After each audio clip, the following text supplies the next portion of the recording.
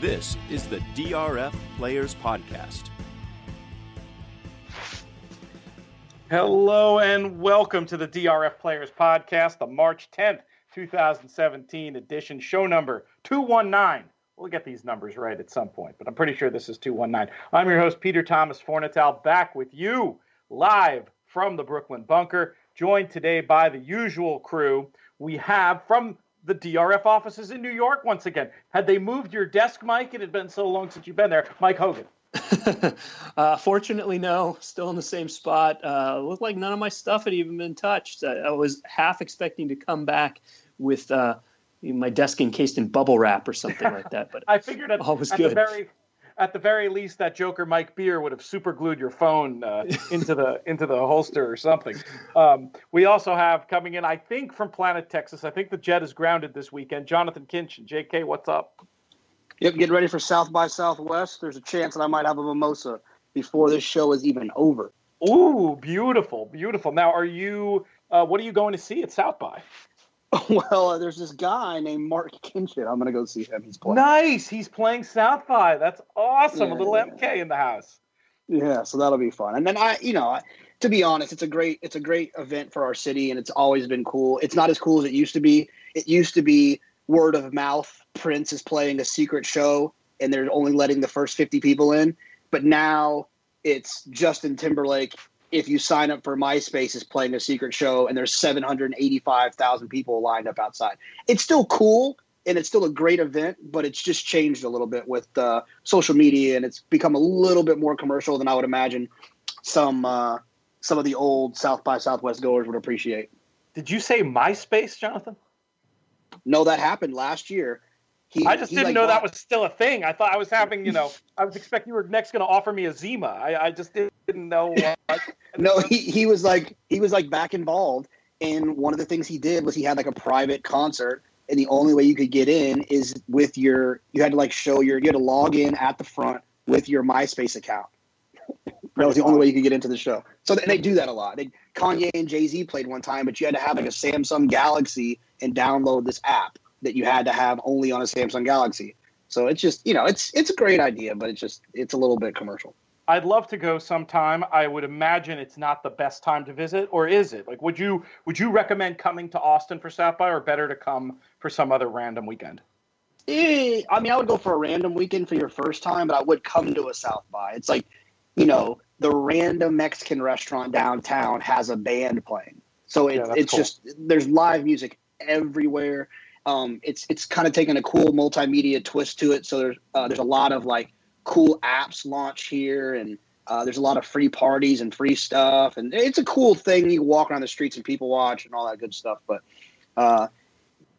sneaking into the secret shows is a little bit more complicated. But you could see your favorite artist. You just got to wait in line for 5 hours and see their free concert. But I'm not into waiting in line. I don't do lines. That's one thing that's against my religion. But I have heard stories about shows that you can get into where just because there's so much going on, you're like in the corner bar and it's Richard Thompson playing in front of 20 people. It just sounds amazing.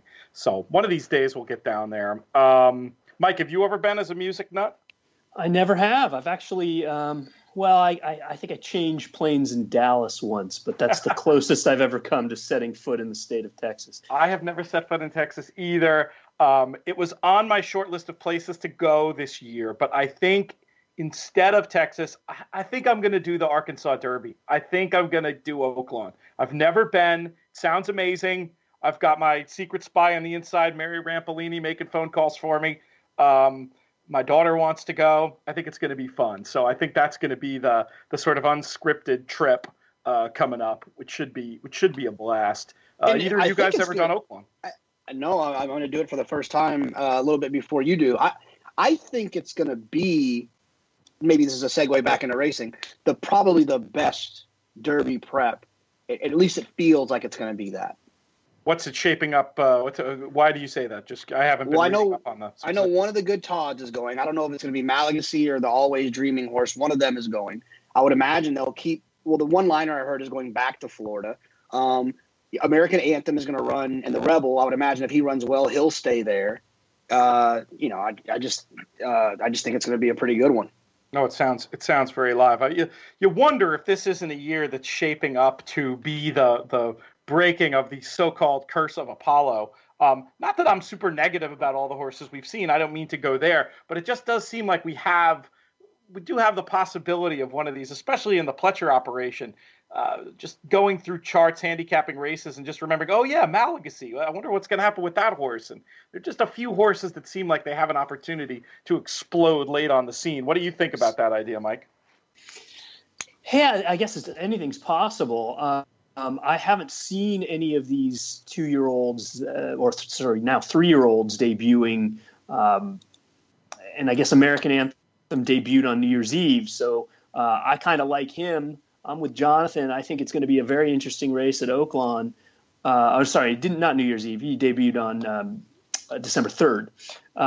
But yeah, I mean, I think there's a chance that certainly a horse right now with no Derby points could very well end up being the Derby favorite, which is crazy considering we're less than 2 months away.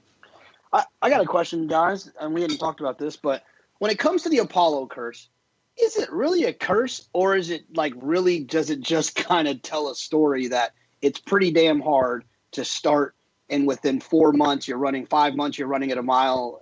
I mean, is it? Yeah. I think a curse is more of a like. I said it, I meant to put air quotes around that when I said it for the very reason you're indicating. Right. It's just like, a curse is like the Boston Red Sox are really good and they can't find a way to win the championship somehow, some way. It still always doesn't work out.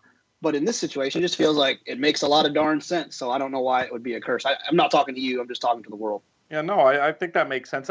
I just believe that as the training of horses changes too, it's one of those things that, right, there's a reason it exists, and it'll be broken just like every other, rigid rule that tells you everything about the past and nothing about the future is made to be broken. It's really, for me, just a question of when, especially as the way thoroughbreds are trained has changed, and we've seen how the process is evolving, and it would never be a reason I would bet against a horse at all. I just think it's kind of it's something to talk about on a podcast and not too much more. But I'm glad to hear that you are going to be in Oaklawn ahead of me. Will you you be my scout team, JK? Will you find me the equivalent of the Eddie Logan suite, or at least the Shake Shack patio out there? Well, I'm a little bit nervous that doesn't exist there, but I know I've told you, but it's a pretty cool little situation that I have that's going to get me there. A friend of ours and podcast listener, Marshall Graham, and Twitter guy, I'm sure people have seen at some point, he is doing a class. He's the economics chair at Rhodes College in Memphis, Tennessee. He's doing a class on, it's got a much nicer topic than this, but it's betting horses and pari-mutuel pools. He's doing an actual course for college credit at his school. And he's invited Nick Tamaro and Travis Stone to come and speak. And at the NHC, we were talking about it, and I kind of got the late invite to come and hang out because I can fly for free. So we're going to go there on Wednesday. We're to Memphis. We're going to go to the Grizzlies game on Wednesday night. Thursday, we're going to do the class. We're going to speak in front of the class. And then on Friday, we're going to go to Oaklawn. So that's going to be my Oaklawn maiden breaker. I'm looking forward to it. That's awesome. I think you should Periscope that class if that's allowed by school rules, and you and Nick and Travis don't mind. I think there'd be a lot of people out there interested in what you have to say. And I'm sure the class, if there's any faculty listening, I'm sure it's not betting horses. I'm sure it's the economics of thoroughbred markets or something like that. It's got to have some legitimate sounding title, even if I'm sure there will be a lot of discussion about the betting of horses during it. Big news from this week. I definitely want to talk about just a sort of a surreal story about Abel Tasman, who we've spent plenty of time already talking about on the podcast recently, with the news that she is being transferred from the barn of Simon O'Callaghan to Bob Baffert. And it's one of these he said situations. It's hard to know what's going on here for real. Baffert's account sounding very different than Simon's account. And Mike Hogan, what do you make of this whole Abel Tasman business? Well, supposedly, if you can believe, according to Simon, the horse is transferred to Baffert because in the last start, where she ran second last weekend to Unique Bella, she was wearing the wrong silks. And that's the reason that they gave, at least that's the reason that they gave Simon as to why they made the switch. That may or may not be 100% the truth, but even still, look, here's what happened regardless of why the switch is happening. Clear Sky was the breeder and owner, and at some point, and we talked about it on the podcast, after her win, they talked about giving her a lot of time off. We were a little surprised that she came back as soon as she did. I think part of the reason that happened was because they had sold her, or at least sold a controlling interest, to China Horse Club. So she runs in the Santa Isabel under not just Clear Sky's ownership, but Clear Sky and China Horse Club being now the majority owner. The new owner often will make a trainer switch when they buy a controlling interest of the horse. And for whatever reason, they left her with Simon Callahan, let him be the trainer of record for her race in the Santa Isabel. And then after that race, within a week, they switched to Bob Baffert. So I think the reason there's controversy is Callahan came out and tweeted a bunch after the switch that it was all about, she was supposed to wear China Horse Club silks, but she was wearing Clear Sky silks, and the China Horse Club owner was mad about it, and so he's making the switch solely for that reason. Let's talk about this in two separate terms. I think I threw an O in Simon Callahan there. I'm not sure why I did that. But anyway. You're thinking of Carl O'Callahan. We'll talk two different aspects of the story. First, we'll talk about the soap opera element, and then we're going to talk about what it actually means in terms of horse racing. But we'll start with the soap opera piece of the puzzle. All right, maybe I'm just a cynical guy, but Jonathon, when I hear we switched trainers because the silks were wrong, my bologna sandwichometer goes up to about 11. What do you think? Yeah, it's just kind of like when people, when guys break up with girls or girls break up with guys and they say it's not you, it's me. They just try to let you down easy. They try to give you the other excuse when really the excuse is the real truth is that Bob Baffert's a better trainer. And so instead of saying, hey, Callahan, Bob's better than you, so we're taking the horse from you, that wouldn't be received very well in the public. They say, hey, you're irresponsible. You messed up our silks for a grade 1 race, and we're supposed to trust you with this expensive filly? No, we're going to give her to someone who won't make those mistakes. And there's obviously more to it. The interesting part about it to me is that filly's running style is not one in which Baffert succeeds with. So although I'm sure he's much better, I believe that he's a better trainer, and his resume says that, than Simon Callahan. I'm not sure that he's going to be the perfect fit for the horse to get her over the gray hump that she has to face out there on the West Coast. That's a very interesting idea, the idea of certain trainers doing better with horses with certain running styles. Maybe we'll return to that. I want to stick with the soap opera. You've really kind of tipped your hand about the next question I was going to ask you anyway. So, Mike, I'm just going to ask you in terms of the way this was handled. So you figure Simon Callahan took to Twitter to complain because that strategy worked out so well for Maria Burrell? What's going on? I don't know. I guess. I just don't see what he gets out. I mean, maybe he gets some public sympathy for it. But if I'm a high-profile owner and I see Simon Callahan going on Twitter and complaining and ripping on another owner, is that going to make me want to send my horses to this guy? For those who didn't see, he said something like, they bring money into the game, but no class. Should give credit, by the way, to Brad Free, who broke this story on Twitter, one of the many DRF people you should be following on there. What about this idea that Jonathon broached? You can talk about it in terms of Abel Tasman, or you can speak about it more generally, Mike, about certain trainers doing better with horses with certain running styles. Do you think there's anything to that? I perhaps, but I wouldn't necessarily hold it against someone like Bob Baffert, who has, over his career, and he's Hall of Fame Eclipse Award winning trainer for a reason. I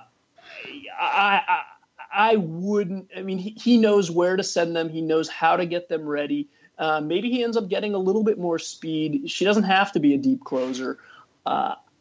I wouldn't see it as necessarily a negative, although I do get Jonathon's point that at least recently, he's tended, his best horses have tended to be a little more forwardly placed. Yeah, they're push button or front running horses. It seems. I can't remember the last terrific closer that he had. That was a real closer. I'm sure there are some, but they don't spring to mind. Yeah, that was kind of my thing, and it kind of sparked me. Someone asked me one time, tell me who Todd's best horse from off the pace was, and I couldn't think of one. I could not think of a horse that he had that was good going 2 turns on the dirt from off the pace. Capo Bastone won the King's Bishop from off the pace, but that was a different situation. You had to bring that up, didn't you? I can't think of anyone else. I can't think of Todd or Baffert that had a 2-turn dirt horse who did his best running from well off the pace. How about this out, though. Well, yeah, you tipped your hand by using a certain word. Do tell, Mike. Point. I'll point this out. Point Given was not a true front runner, and Point Given, but he wasn't. He was forwardly placed. Yeah, he was 10 lengths back at the first call of the Preakness. I think it was a fast pace. He was not closer. Point being, he was never on the lead. Closest he was ever to a lead at the first call was when he was second by a length in the San Antonio Baffert Derby. has plenty of horses that fit that bill. The opportunities, the game sure. on. I mean, Game On Dude could be either. For me, that doesn't move me. But I will say this though. I think obviously sharp operation. There's a big difference between a horse they have for the whole time, I would assume, and the program they're going to put a horse through who's already established a running style, who's already had the success that Abel Tasman's going to have. I don't think it's just like, okay, let's just put this one in the program, 4 and 45 or whatever. I think accommodations will be made to the fact that this horse has been on one program and is going into the new one. I don't think it'll be like, okay, time to swim in the deep end of the pool and do what all the other horses here do. Do you think that's realistic, Jonathon? I mean, I guess here's the bottom line. Does this move the horse up or not? Yes, move the horse up. I mean, Mike, that's the bottom line. I mean, it moves the horse up. I agree. Yeah. I mean, and I already thought that she was at least on the West Coast. I mean, we'll see what happens. I think Elate has some talent. I think you can forgive her the Sun Coast. We'll see what happens with her on Saturday. But at least on the West Coast, she's clearly the second best filly. And I don't know if this is enough to put her over the top and make her better than Unique Bella, but it gets a lot closer for sure. All right, let's talk tournaments for a minute before we zip into talking about the public handicapper races, and also we'll add the San Felipe into the mix of the races we're talking about this weekend. Had a question from Frank. He wanted to know, Jonathon, what it means on the DRF tournament site when there's a note that says 9 entries required. Yeah, so all that is that if I think he's talking about the Del Mar tournament. So if you win a Del Mar feeder, then you get a $400 entry into Del Mar's, bigger tournament that leads to the big money. So what you want to make sure that you do is you have to understand is that if there's 8 people in there, 8 times 44 is shy of $400, and DRF's not going to cover that money. There needs to be 9 participants to at least cover the $400. So 9 to go. If you sign up and they don't get 9, you just get a refund, presumably, JK? Yes, they'll just kick it back to you. They'll cancel the event and kick it back to you. And I assume you probably get an email notice of that, etc. Lots of stuff going on DRF tournaments this weekend. JK, where will your action be focused? Everywhere. I'm playing a lot of head-to-heads. So if you want some, come get some. And please beat Jonathon in a head-to-head and then brag about it on Twitter so we can make fun of him on the show. You're doing it. Hey, speaking of which, I heard you got skunked yesterday by someone we've mentioned a number of times on this podcast, right? What happened? It's actually funny. Elliot and I played on Wednesday, and I was doing I did like a little tutorial video for the website, and I just kind of threw in picks for Wednesday, and I forgot to change it. There were random picks, absolutely zero handicapping. And I beat Elliot bad, and I apologize. Like, man, I'm so sorry. That's sort of the tennis equivalent of the ball hits the net. It would have, it should have gone into the net, but it clips over the tape, and you have to apologize for winning the point. That's the handicapping contest equivalent. But I would have beat him anyways with my normal pick, so I felt okay about it. But then, yes, yesterday he got after me. So if he comes back again, we'll have the rubber match will be today.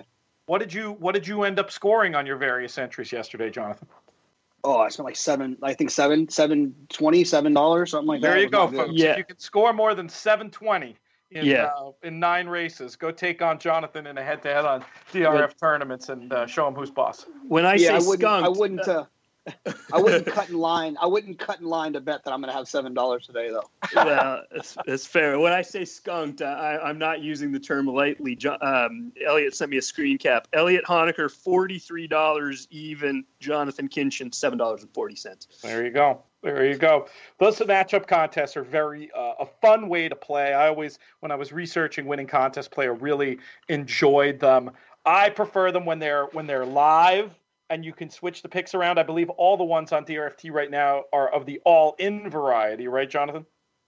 Yeah, absolutely. They are all in. Even on the weekends, they're all in. But the good thing about that is they become very easy to just add on to other contests you're playing in because you don't have to worry about managing the picks. So it's sort of, it giveth, the all-in format giveth and it taketh away. And I know a lot of people, including you, Jonathon, are big fans.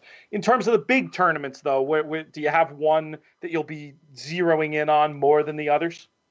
Yeah, I mean, I'm trying to get, it's all chronological for me. So Keelan's the next one that I'm able to attend. So that's the one I'm all in trying to get qualified for. So I'll be playing that, feeders for that today, and then playing in it tomorrow regardless. It's the ultimate betting challenge this weekend at Gulfstream in Santa Anita. Interested players should consider contacting Nate Newby out at Santa or Nancy Berry at Gulfstream. You and I both kind of late scratches this year. Hopefully it's just going to enable future travel later in the year. Are you bummed at all to be missing this one, though, Jonathon? Am I bummed? If any day I wake up and I'm not going to the Eddie Logan suite, I'm kind of bummed. Any day. So let alone the day there's a big tournament. Gotcha. But they'll be, hopefully, we'll see. We'll be waiting for some announcements now. DRF tournaments, hopefully going to be continuing to work with Santa Anita. Hopefully there will once again be a Preakness contest out there. I can't let 6 months go by without making a visit to Santa Anita. That's not acceptable. So hopefully I'll be able to make that trip work out and have some fun out there. Before we get to the races, Mike, I also wanted to talk about this webinar we did yesterday. We had a lot of fun, a little bit deeper dive, a little more conceptual look at trainer stats. Tell folks what they missed and where they can catch the replay. Yeah, I mean, the idea being, look, Chad Brown is good with turf horses going long in graded stakes. I hear that's true.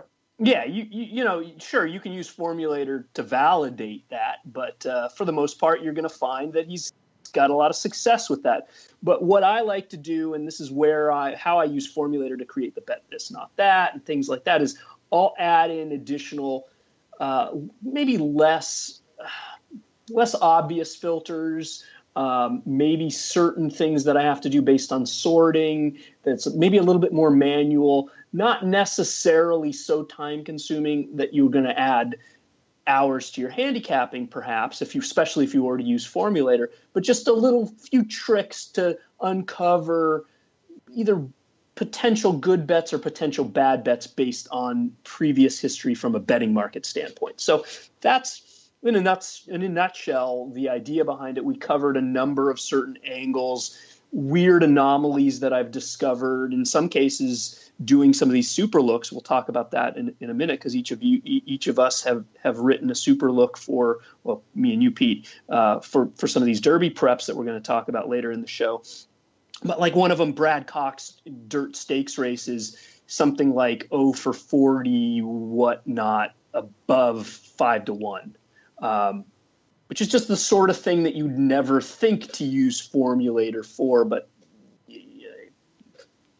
when you uncover it, when you start looking at it from that standpoint and look at certain things from a betting trend standpoint, I think that's sort of the next level of using the trainer stats. There's some fun ideas we kicked over in the course of that hour. Folks can check it out again, drf.com/YouTube. Did you guys see that the Hall of Fame nominations came out? I'm just yes. Reading up on this now. What do we think? Who's it? Do either of you guys have the names right in front of you, or should I pull them up here?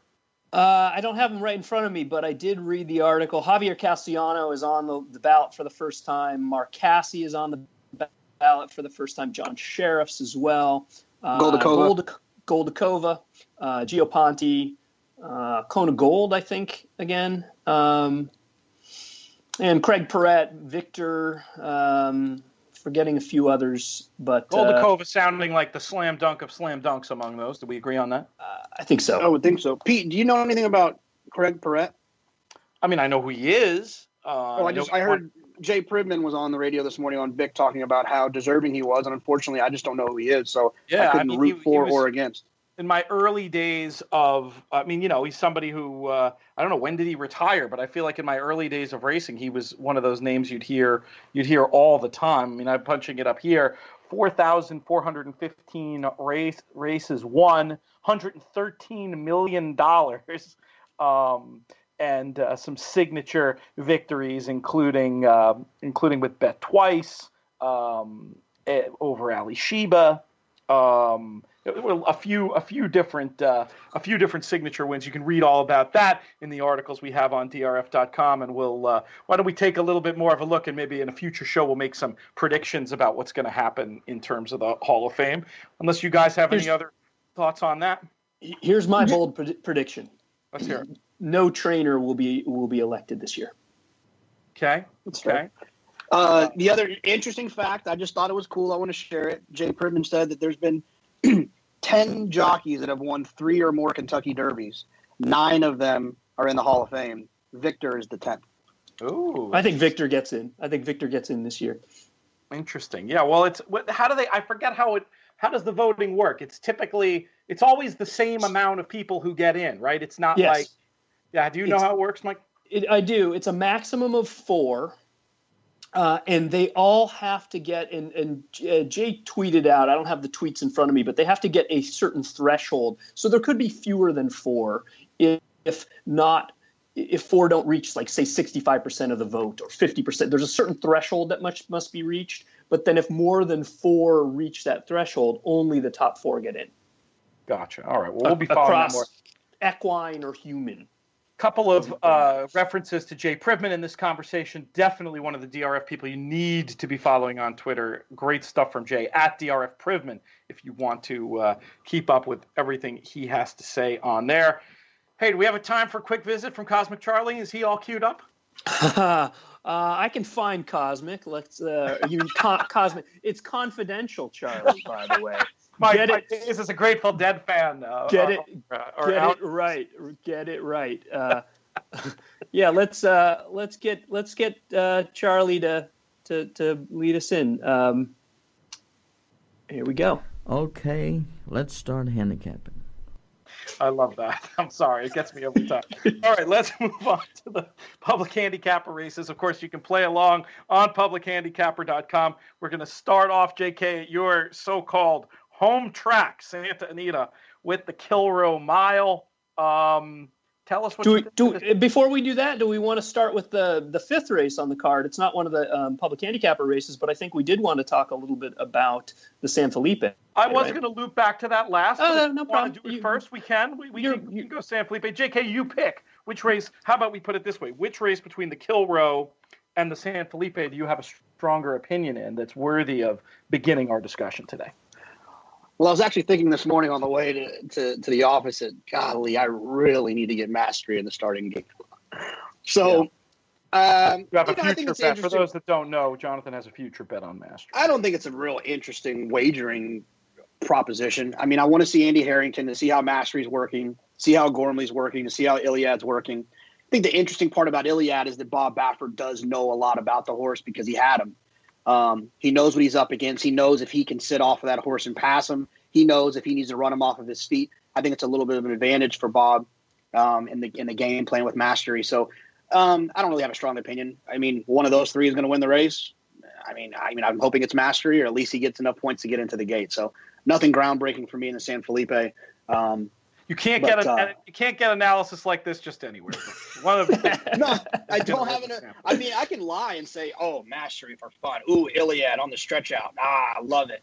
I'm surprised you're not more bullish on Mastery, honestly. What about you? Just because I know you've been a fan since the get-go, but maybe you're doing some sort of like reverse jinx thing. I don't know, with your 100-to-1 future bet.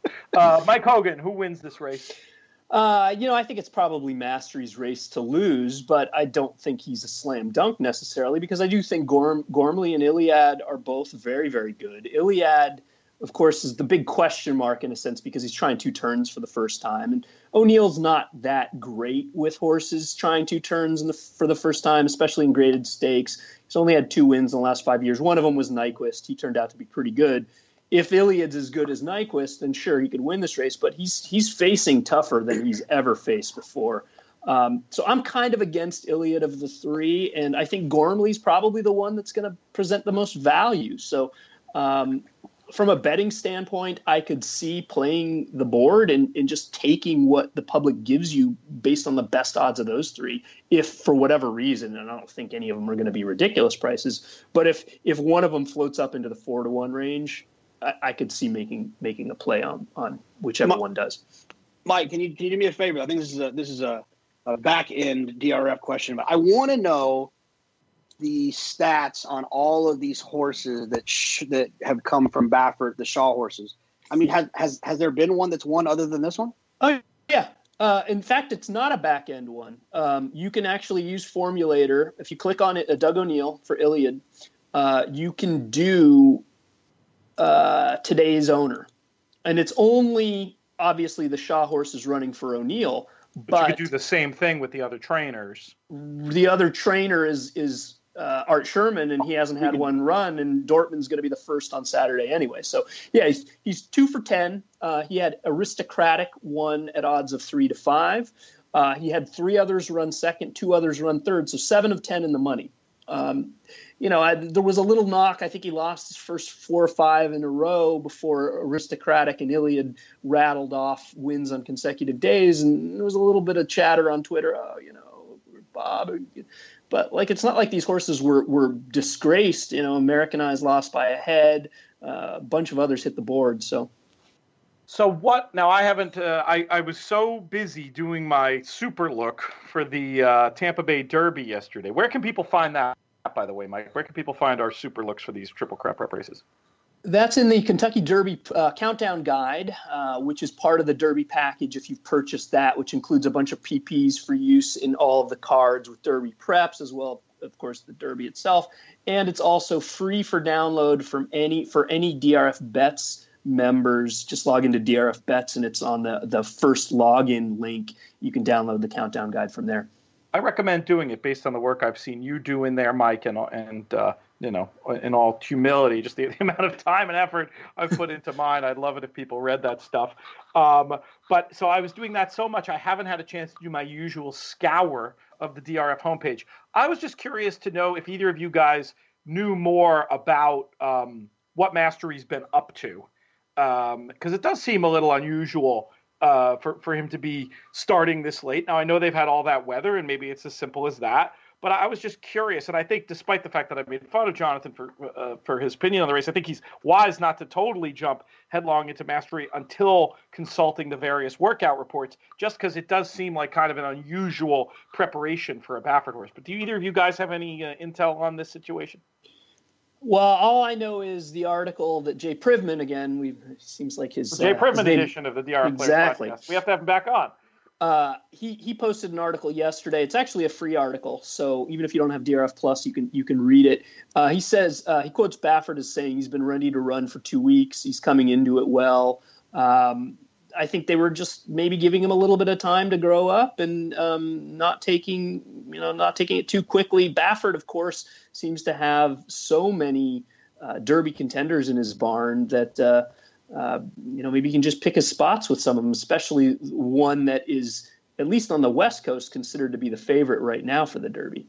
Yeah, because certainly the handicapping angle, we've talked about it a lot on the show, where you take a 2-year-old figure and you figure just natural development, you're going to be adding a point or maybe even a little more than a point or point or two a month, say, and you project from mastery early December, he should, if he's developed well, if he's working well, those numbers should stand him pretty well against even against this worthy opposition he faces in terms of Gormley and Iliad.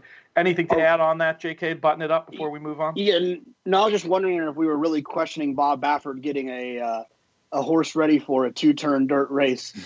Yeah, fair. Because if we are arrogant and American Pharaoh, we're giggling. Yeah, that's right. But I guess the weather is part of the reason. I was just wondering if that threw a monkey wrench in the works at all. I haven't been following Santa Anita this winter at all, except for the races we've talked about on here. So I was just thinking that there might be some subtle things going on based on all the weather they've had back there. Speaking of weather, are they running at Aqueduct today? I think so. I haven't heard anything otherwise. Cool. It's fairly brutal out there, but hopefully not so much so to stop the racing train. Let's move on to the Kilrow Mile. Mike Hogan, why don't you take first crack at this one? Well, this is an interesting race. It's part of it is it's a rematch between a number of horses that have run in their last start, and that was won by Bolo in the Arcadia.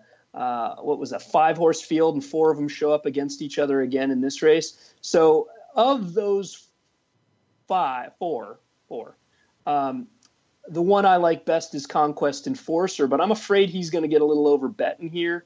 I actually think, I also really like Ring Weekend, who I think ran 4th and was maybe a little bit up against it from a pace standpoint. I think he's going to get a little bit more pace to run at in here.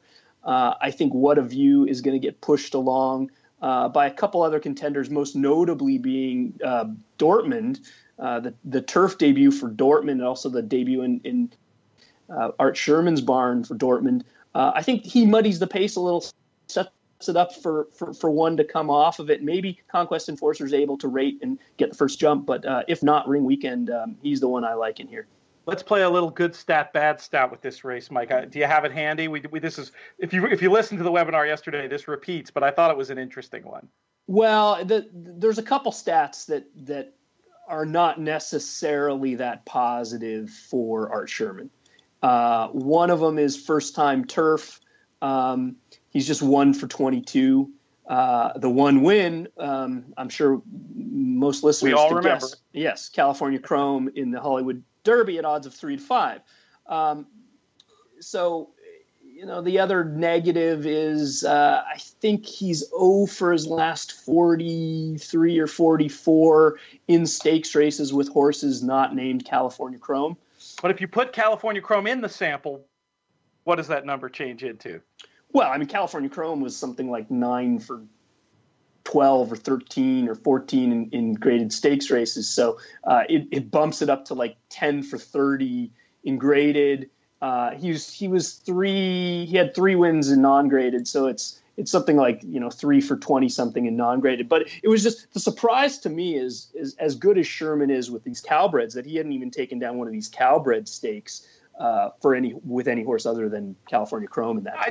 I think it's more a question of his stock and for me, with Dortmund being a lot closer to California Chrome in talent level than anyone else in that sample, this was one I ultimately, after sitting on the fence for a little while, went bad stat on. Not that it's a bad stat. I think it's fascinating. Right. I think it's interesting. I'm glad we're talking about it. But it did not.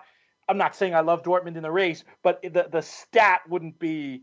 The turf stat probably bothers me a little bit more than the other one. Jonathan, did you have something to say? Yeah, the other Sherman stat I had is that he's 0 for 1 in race selection with Dortmund because he would win the triple bid. And I have no idea why they're putting this Tyrannosaurus Rex on the grass, but I could be wrong. Come Tuesday, I'll apologize. Maybe it's the sire. I'm guessing it's the sire. Let's talk for a second. Before we get your opinion on the race, Jonathan, I just want you to know there's a lot riding on your selection in this race. Mike Hogan and I made a little pre-show wager concerning who you're going to pick here.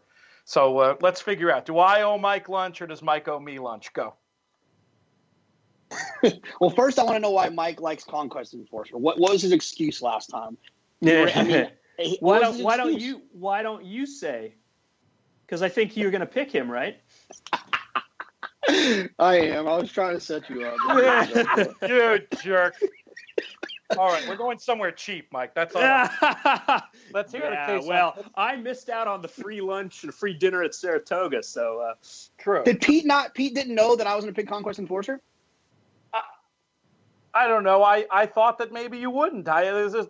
Looks like there's a bunch of ways to go in this race. I thought I'm basically getting even money that you pick any other horse in the race. I didn't think it was a terrible bet. You must have forgot the message I sent you the night after his last race. I would have gone as low as 1-2. I knew you loved him for the 26. Well, enough of this silliness. Go walk us through the serious case for the horse. No, I'm just it's more of a betting with your heart thing. I just think he's a brilliant horse, and I think that the trainer and rider are getting to know him, and I think they learned some things about him, and I think that they'll treat him a little bit differently. I think they'll have a little bit of a different tactic.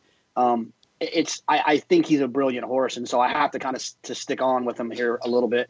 What a View obviously is talented as he needs to be, but for me, I'm just going to stick with Conquest Enforcer one more time. Jonathan, you didn't mention the excuse. You wanted me to say it. You want me to say it? Well, I don't. Yeah, I do want you to say it. So in the running of the Arcadia, and at some point, maybe early in the race, he sustained a pretty bad quarter crack and ran the majority of the race, basically bleeding from one of his hooves, and still ran a close-up third. Is that public? I think Luch put it on his Facebook. Oh, well, see, I'm being cheeky. I don't want Luch to get mad at me. I saw a picture of the quarter crack. Yeah, and there's also a mention. I think there was a mention in DRF Anderson. Steve Anderson did a preview and basically said Conquest Enforcer back on the turf for the Kilmore Mile, mentioned the quarter crack. No picture in the article, but yeah, I don't think that was. I know you've got the inside scoop from the Luch stable. Which is frankly a little surprising to me that you did not pick their horse in the San Felipe. All right, let's move on to the Santa Anita handicap, gentlemen. JK, will keep it with you. Yeah, I actually did the last trial run for Kinchen's Corner that we're going to be doing on DRF, where I just kind of talk about one play that I'm going to do. It ends here, and what that play was, it was a weighted pick 3, starting in the triple bend with Conquest Enforcer singled in the middle leg, and then Midnight Storm singled in the last. He's dead loose. He's better than these other horses. I wanted to pick Imperative because I think he really is a nice horse, and I think they got him going in the right direction. But the tactical advantage that Midnight Storm has is too much for me, and I think he'll be loose, especially going 1.25 miles. I think a pace. The longer you go, in my opinion, the pace advantage becomes more impactful. And so I don't see how he loses. Assuming you can stay, I agree with that.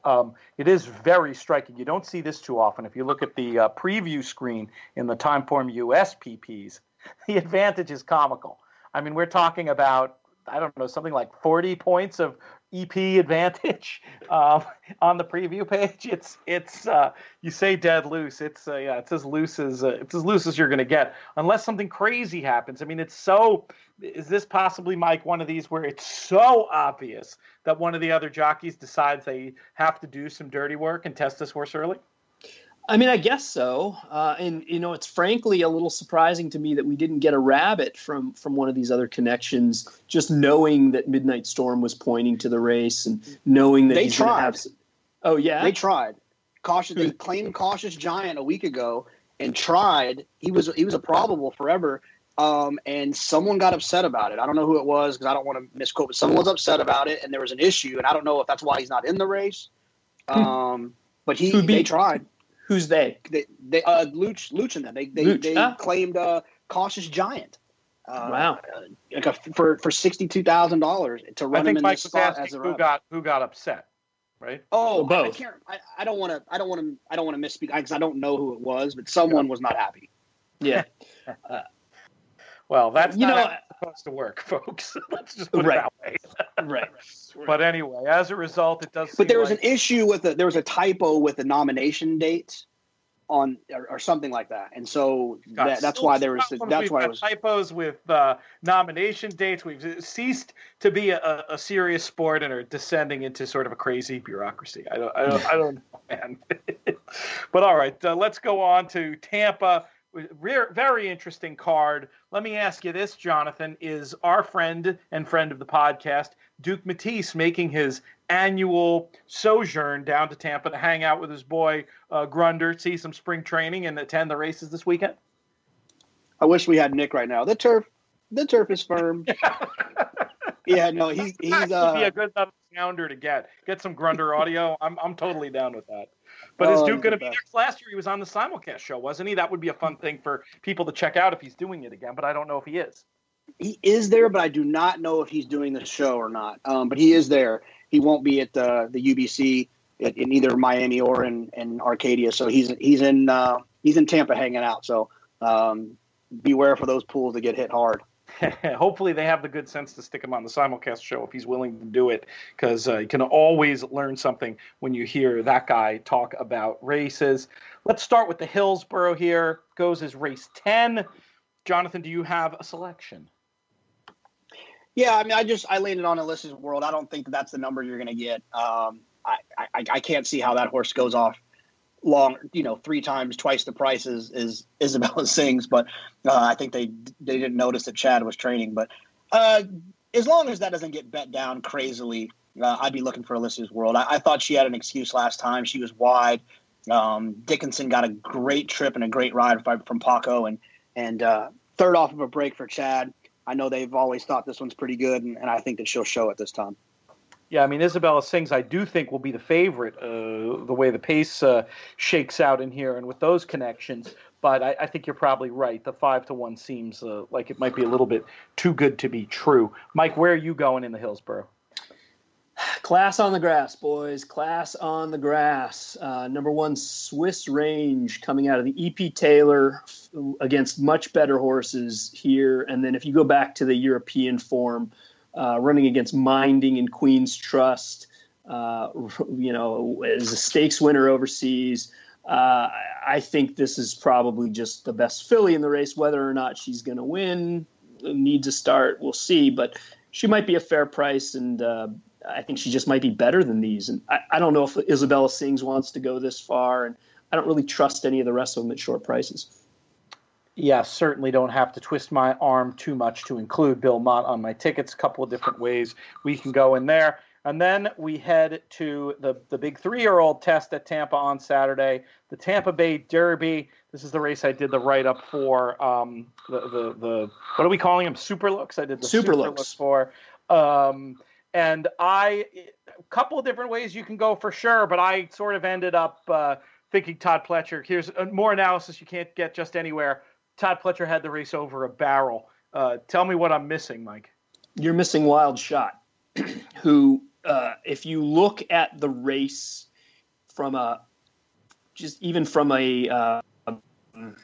just watching the race, he went wide on both turns. He had premature move into a hot pace. He went 46 feet further than McCracken in that race, 49 feet further than Taprit, 55 feet further than State of Honor, and he held on pretty well to get fourth. And that was his first start off a layoff for a trainer who doesn't really rush them in Rusty Arnold. I think he's sitting on a huge race. Of course, I picked him in the last race, but I think I was on him one race too early. I think this is the day for Wild Shot. I just didn't think the pace was actually that hot last time. I agree, like when you just look at the running line, it has that move into hot pace look, but just looking at the actual pace figures didn't back that up enough for me. And I was worried about the distance, honestly, with him. There is some route pedigree on the damn side if you look hard enough. But I wasn't sure. I mean, hey, I wouldn't argue with you too much. You should. I think you're going to get longer than that 5-1. What price do you think that horse is going to be? 7 or 8. I don't know. A lot of it depends on how they bet. The kind of the wild card in the race, I think, is no dozing. Do people forgive that last race where he was a little wide? He wasn't wide as Wild Shot was, but that was a horse that a lot of people were on, and he seemingly was no factor at all, a null effort in the Sam F. Davis. if he gets bet again, then it helps the price on Wild Shot. But maybe people are just off. I don't see how no dozing could get bet here. I I'd don't be know. shocked. That was so bad. Yeah. I loved him last time. But I think it's been so publicized at this point about how bad the form of the Remsen is shaking out. I could say the words to make the case about the 3-month break and the one-run style fitting this test may be better than the last time. And I'm not saying I won't use him on tickets, but for me, he'd have to be north of 6-1. Jonathan, who's your pick in the Tampa Bay Derby? Yeah, I struggled with this race. I can tell you a lot that I'm against. I'm against, and they're not the shortest, but I'm just telling you they won't be on anything. Sonic Mule, nothing for me. Wild Shot, nothing for me. State of Honor, nothing for me. Let's talk about Sonic Mule for a second. Okay. Well, here's the thing. When the race was over, the swale, they interviewed Todd, and Todd said, I think this horse is going to be better one turn. And God bless Calumet, but I get it. I would do the same thing, but they're not going to do it with my money on the horse. When you have that kind of information, that's interesting. I mean, he did look. I mean, I think it looks like there's a lot of speed in here. One of the reasons I tipped him to some degree. I mean, I think I come down saying 6-1 of the morning line would be value on him because I do think he could be the best speed in the race. And that was just sort of enough for me. Though the horse I really like is Taprit. We'll make you. I'll put your feet to the fire and make you give a pick in a second. But there's been a lot of talk about the Taprit trip, with a lot of people saying they thought it was this overblown trouble. I don't know. I really don't think it was overblown trouble. I think the horse struggled to get a run at the fastest part of the race. He struggles to get a run while the winner has a clear run on the outside, and then he gallops out past the winner. He was also much closer. If you look at his pace figures, his way faster early than he'd ever been before. You can kind of see it in the ride. He's kind of getting scrubbed on and keeps finding from pretty early on. But when a horse runs that much faster early than they're used to and still finishes and gallops out past the winner, I mean, if you put a gun to my head and made me give one pick, it's a favorite, but that's where I'd go. What about you, Jonathan? Yeah, I mean, I liked him last time, and he was almost 10-1 last time, and now he's going to be 2-1. It's just hard for me to swallow when it's a Todd horse, like we talked about earlier, that's going to be forwardly placed with a lot of other horses that are going to be forwardly placed. You got to think they're going to run a little bit. It's a mile and a 16th. It's not the longest run to the first turn. I've gone back and forth on my pick. I think a lot of people are going to get sucked into Tale of Silence. I think that horse will be 7-1 in tournaments because everyone's going to try to play him like closing, blah, blah, blah, blah, because he missed the break last time. For me, I'm going to give No Dozing another shot. And I'm not giving him another shot because of the Remsen, because that race was garbage. At least that's what it's coming back to look like. However, I want No Dozing off of his run at Keeneland. If he can find a smidge of that form, he can win this race from off the pace, and I'm going to give him another shot. All right, there you have the Tampa Bay Derby. Should be a fun race and a fun day of racing. What else? You guys have any other random thoughts of horses you're interested in betting tomorrow? Anybody cool coming up back off watch lists or anything you're just interested in watching, even if it's not a tip per se? A little bit earlier in the card, in the Florida Oaks, I'm a fan, so don't run to the ATM, but I'm against La Cornell off the long break. I just felt like we should have seen her sooner. And so I feel like she might be a little bit behind. I don't know that for sure. I'm against her on how much she's going to be bet. And I'm going to stick with the universal good thing at Saratoga. Probably one of my favorite fillies in training who got beat last time at Gulfstream, but that's Compelled for Glen Hill Farm.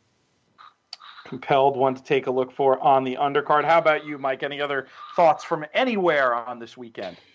Well, I mentioned it a little earlier. I'm really interested to see how Elate runs in the Honeybee. I don't think she's necessary. Maybe she's worth a bet. I guess you're going to get a better price on her on Saturday than you got in the Suncoast. But I think she could be good.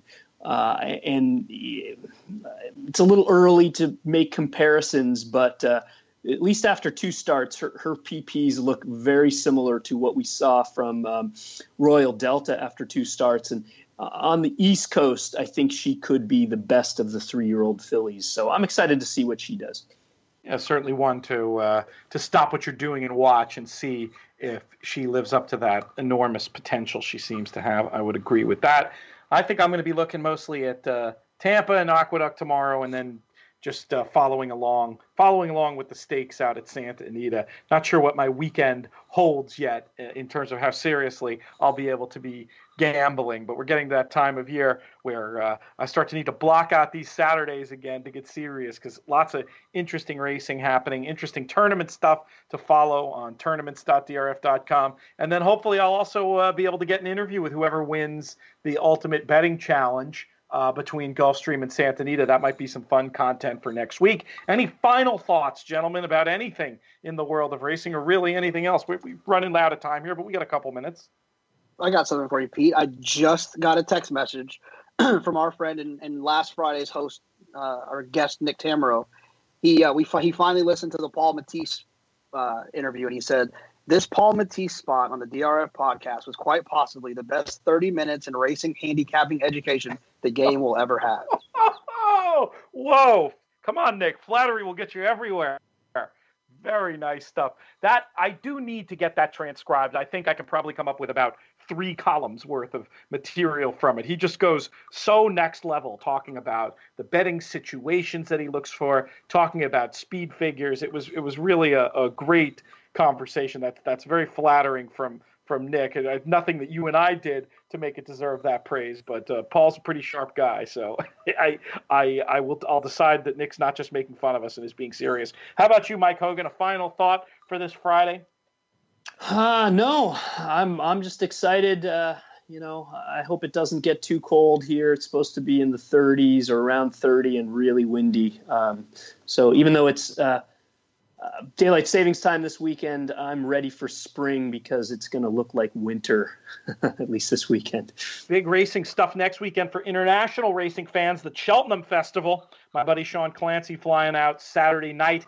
He'll be heading over for 4 days over there. I don't know if Steve Anderson is going this year. Steve typically goes. We've hung out at Cheltenham a couple times before, most recently at the open meeting, the November meeting of the year that I was over there. I guess that was 2015 now. Look for great content from Steve Anderson on DRF.com. Even if he's not heading over, I imagine he'll be writing some analyses. You can Google for Sean Clancy's coverage, also worth checking out. If you've never seen it, I definitely recommend at least just tuning in to some of the coverage and getting a sense of what it's all about. It's a lot of fun, and hopefully I'll be able to manage my work life next week where I can be betting on some of those races and wishing I were in the plow, drinking real ale and hanging out with Mouse Morris and the rest of the crew who frequents that great event. One of these years I have to get back. It's tough. There's so much stuff going on here now, but at least this year I'll be on East Coast time. The last 2 Cheltenhams I've been on West Coast time, so that means getting up at ugly o'clock and having to deal with all that nonsense. This way I can just sort of have it on during my workday here in the Brooklyn bunker. All right, folks, that's all the time that we have.